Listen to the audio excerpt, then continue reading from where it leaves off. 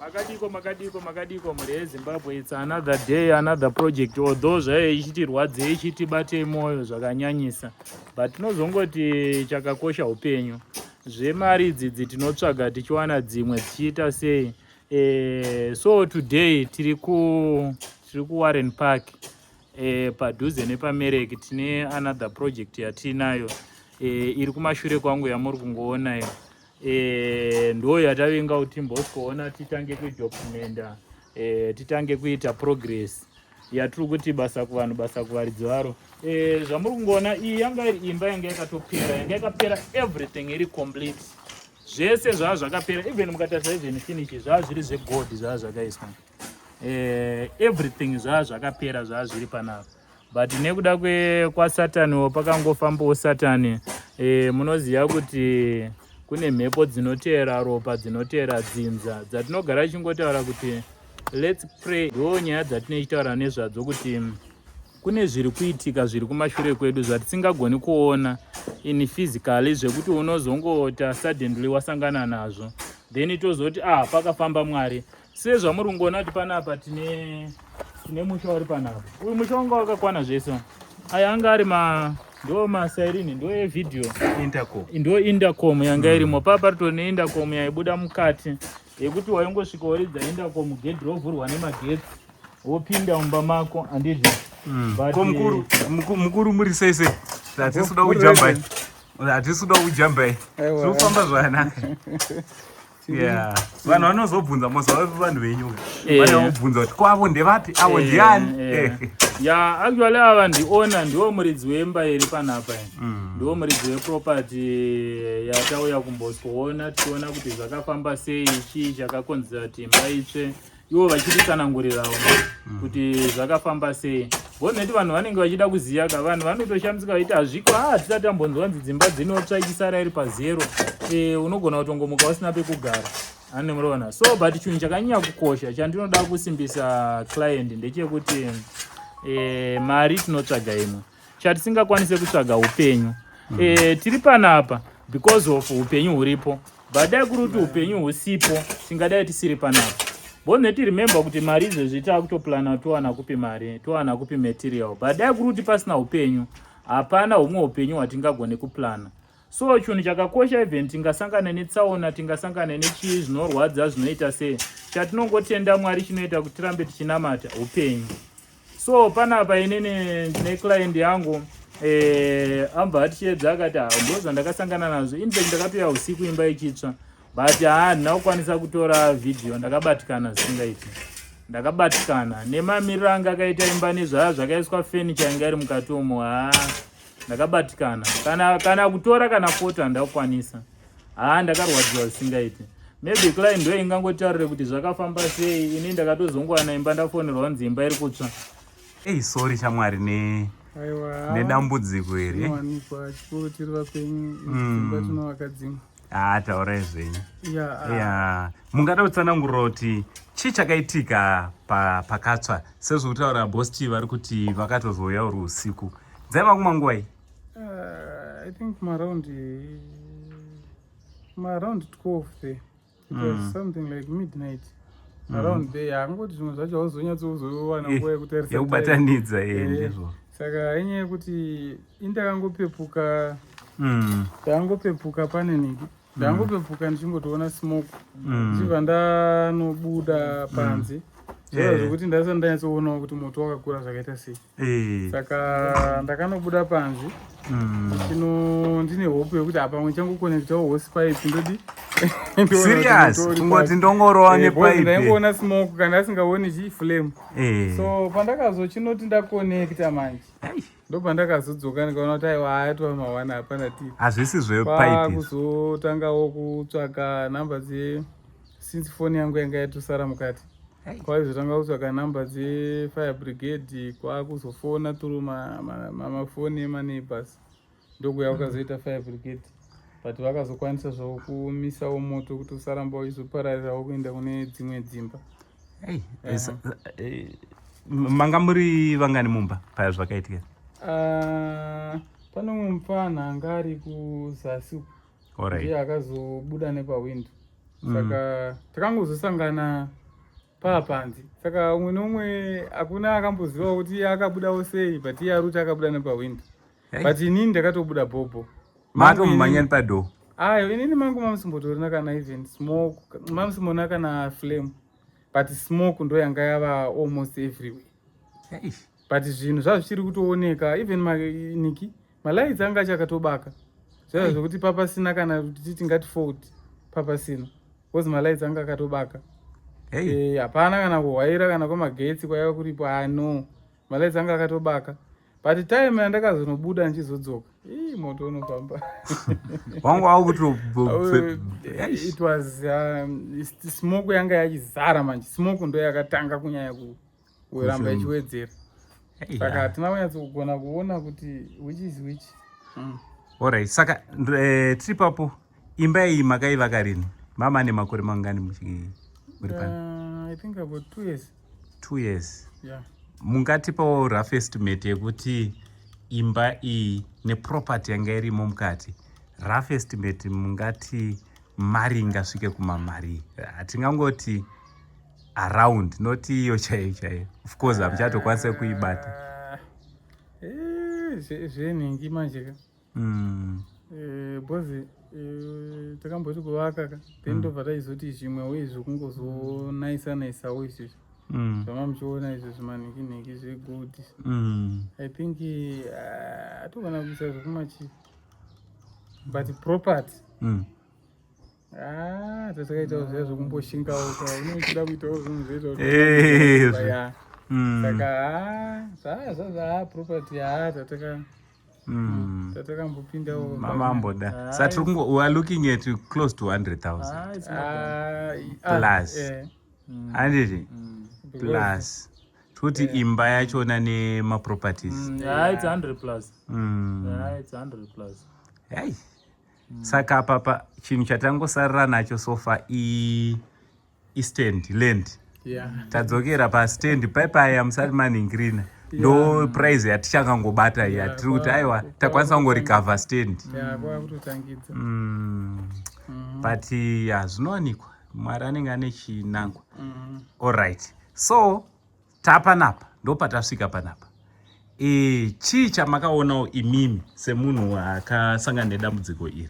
Mozva kuti I cannot even say Mr. Green kuti handitozive zvekutaura panapa. Imi semunhu akasangana nedambudziko iri, ndezvipi zvakakosha kana munhu uine imba yako zvamungati chakati chiya nechakati zvakakosha, especially kana moto uchiuya? Ini chekutanga panda mafire extinguisher. Alright. Mafire extinguisher. Also I think nyaya dzekuinsure dzimba idzi tinongozviitawo zvedu, tongozvitora for granted, but kuinsure ndoona kunge kwakanaka. Because I will never thought kuti zvingazobuda nenzira iyo. Time kuti zvakatopera. Kana wavaka unochitoti ndatopedza handivake futi. Yeah, something like that. But now I think it's a lesson even kwatiriwo nevamwe vakaona kuti panda fire extinguisher kutonyatsa kutoita zvakanaka zvese zvine chekuita nekudzima moto. Alright. Yeah. Zvino nenyaya yekuinsure ndoona kunge yakanaka. Yakakosha. Kana tatakainshura kaizvide kuti dai makutoclaima matongomira. Dai matongomira. But I think inyaya yekuti mukada kutarisa kuti kunokwatiri ka nyaya yemoto hainyanyoitika still. Saka iyo ichijairira ichocho manje ka. But you never know. Zvinogona kutongoita zvangofanira accident chaichai. Also akaona nachimboto anticipate kuti moto ungawo. Ukadi unochitoti moto uchibva kupi. You know, something like that. Yeah, but now pfungwa dzachinja manje. Mane mamaonero. Also even onyangwe nyaya dzeniki. Security wise futi. Alright. Ndakadzidza. Alright. Security wise because zvimwe zvacho hauzozivi. Kuti zvabva kupi. Because security wise maybe pane pachidawo mamwe macameras anenge asingazoaffectiwi nemoto. Like apa angari pacho akaafectwa nemoto. Saka hatikwanisi kuona kuti which is which. Zvakabva zvango. Because pane angari. but kusaidhi rekumajurawo kwakusina paingwane anga akangotenderedza imba chete ende anga achitovapa imba pacho saka zvakangoperawo zvese zvakadaro zvakangotsawo zvakadii saka security pane pachitodewa isinei chekuita nemba. You think so? Iri independent munokwanisa kuzongodzokawo paniki pafootage sometimes ungoziva kuti zvinhu zvakafamba sei kwekuright panyange zvokubatsirai kuziva mune ramangwana kuti tofanira kudai hatifaniri kuzodai pamwe togona kunge tisingazivi pamwe moto wakatotangira panze right. Ndichidzoka kwamuri Bosti Greengate Engineering and Construction, sezvamambotaura kuti it's very unfortunate basa iri harinakidze kuita zvachese, but iwewo ibasa rinenge chida kuti ritongoitwa. Client yakudanai yati muye panapa, client iri kuda kuti muite sei uye muchatangira papi? Isi kwatiri kutongotangira kutotanga sezvamuri kuona parikutobviswa marata, parikutobviswa zvinhu kuti titange process yekuti tichiita tichitotanga kuvaka. Sane zvatiri kungoita panapa tichauya nedhoza redu tobvisa zvese zviripo, tabvisa tacleana totanga kuita mafoundations edu, then after taita mafoundations tikutotanga. Oresa muri kuti makutoita planning one. Tikutoita planning. It's as good as hapana chiripo. Hamusi kuvaka pamusoro pe-foundation. Tikutoita planning one. Alright. Mungatipo reason yekuti sei muri kusarudza kungodzokorodza zvanga zviripo? Chiri kuita tizosarudza bonnet moto paunoita moto wanga uri munomo wanga uine impact yakanyanya. Sezvo wamuri kuona ndo wakatsemura maozesa. Wanga uri serious, wanga uri heavy nekuda kuti mine property chichisa nemoto wacho wanga uri strong usingaiti. Sezvamurongoona kuti muno hamuna kana 1 chinhu chakabuda.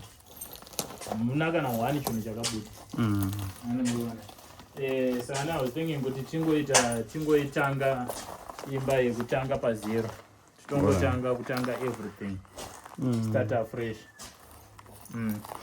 Sani panapa titotarisirawo kuti kutotanga mangwana tiri kufanira kuti project itotanga as soon as possible, kuti so that kuti client yedu iwane mumba mekugara. And also remember kuti chinoita kuti tirwadziwe especially nemaproperties nekurasikirwa kwemaclient nemaproperties akadai so inyaya yekuti unenge uchinyatsoziva mari dzinobuda pakuvaka, pamainvestment anoita ngesaya.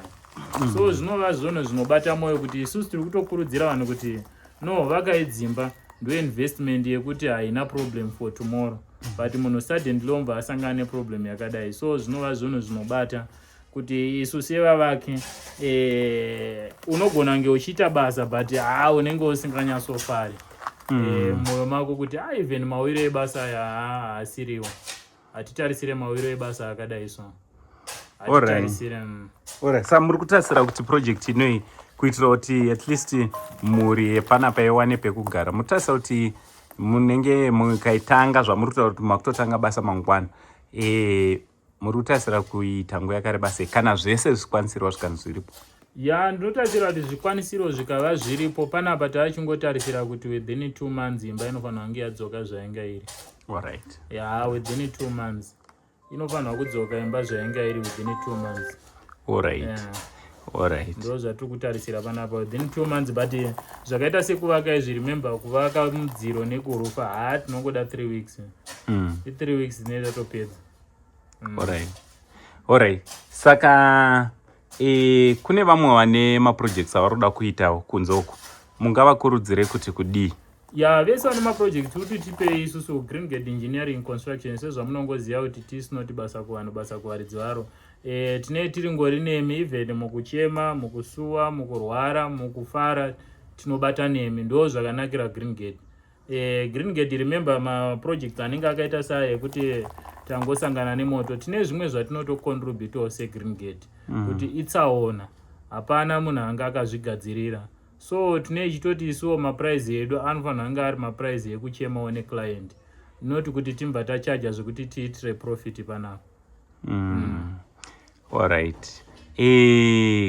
Project yedu yamakatanga Green Gate Engineering Construction yatakapiwa nevanonzi Mr. Green. Client yedu Mr. Green iri kupera rini? Project ya almost ende nenyaya yekungoti project finishing. In fact vanhu vanotori nehudoka doko hwekumboona kuti zviri kumbonyatsotora nguva zvichibikwa. Zvazvinoita kuma finishing ndokuya kwekuti tinoita kunoshinyidza sadza kunoibva. Saka pakunoshinyidza paya panoda kunyatsoshinyidza zvine hungwaru kuti chinhu chiita se chichinyatsobuda. Remember kuti pakuvaka builder anogona kutovaka kana mudhuri ineka kubenda kaunenge uinako kana kuti paine pamwe pane pakashata. But when it comes nyaya dzemafinishing, finishing ndo inobuditsa imba. Andimurona. So the more finishing painobuditsa imba inoda kuitwa nevanhu vanoziya. Inoda kuitwa nevanhu vanoziya finishing. Inoda kuti itwe nevanhu vanoziya ende vane hunyanzvi hwekuita basa. Andimurona. Alright. Alright. Mr. Green, mune imwe nyaya mambondizevezera mukati moda kuti tiite chinhu chakadai, iri nyaya yema-installments. Taane nyaya yema-installments kuGreen Gate. Zvatakambotaura tine zvinhu zvatava tichigadzirisa kuti zvinhu zvedu zvizotanga kufamba zvakanaka. So taane ma-installments, vese vaichema kuma-installments kubva ekuvaka ekurufa, taane ma-installments. Ma-installments edu kune vanoda kuita ma-installments within 5 months haina kana interest.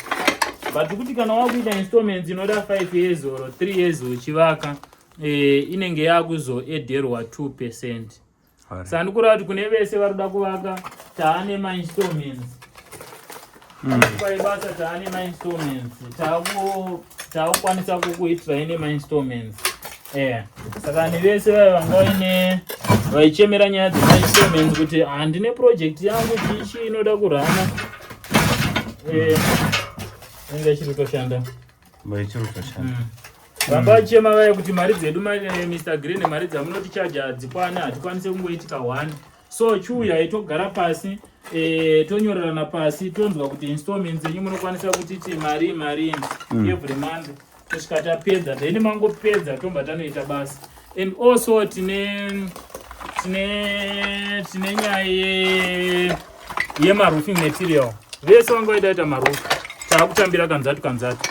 So kureva kuti zvavanyore kune vanhu vese vaichema nyaya dzekuti ndoda kurufirwa imba yangu but handina mari. So tiri kuti kuGreen Gate waakukwanisa kubhadhara kanzatu wombo warufirwa imba yako. Also zvinhu zvacho zvese tinazvo. Mametirial acho anodiwa pakurufa dzimba tinawo. Alright. Aiwa. Shoko renyu guru ramunoda kusiyira maclients? Shoko rangu guru randoda kusiyira maclients ndere kungoti sezvamunongoziva kuti isinongoti basa kuvanhu basa kuvaridzi varo. Tinoti isi kuGreen Gate save time save money. Thank you very much Mr. Green. Boss T vandachitaura nawo director vedu veku Green Gate Engineering and Construction vari client yedu futi ku project yedu yeku Aspindale. Vane 3 dzimba isusu seGreen Gate dzatiri kuvavakira. Thank you very much Boss T.